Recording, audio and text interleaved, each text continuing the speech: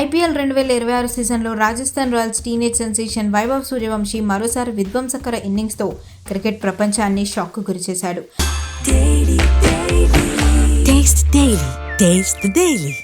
Lucknow super జైంట్స్తో జరిగిన high pressure మ్యాచ్లో ఈ చిన్నోడు త్రుటిలో సెంచరీ చేసే అవకాశాన్ని చేజార్చుకున్నాడు.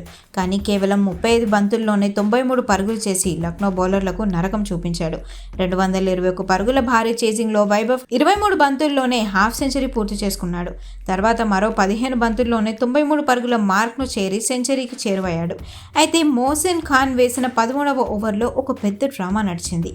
ఆ ఓవర్ తొలి బాల్ని ధ్రువ్ జురెల్ బ్యాక్వర్డ్ దిశగా ఆడగా నాన్ స్ట్రైకర్ ఎండ్లో ఉన్న వైభవ్ సింగిల్ కోసం పరిగెత్తాడు.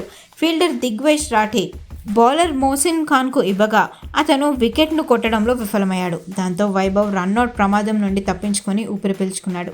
కానీ దురదృష్టవశాత్తు అదే ఓవర్లో ఆఖరి బాల్కి భారీ షాట్ ఆడబోయి మోసిన్ ఖాన్ బౌలింగ్లోనే క్యాచ్ అవుట్గా వెనుదిరిగాడు.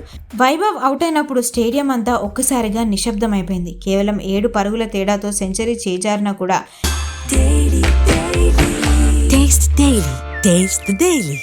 ఈ 15 ఏళ్ల వయసులోనే అతను చూపించిన పోరాటం, సిక్సర్ల వర్షం నెవర్ బిఫోర్ అని అంటున్నారు ఫ్యాన్స్.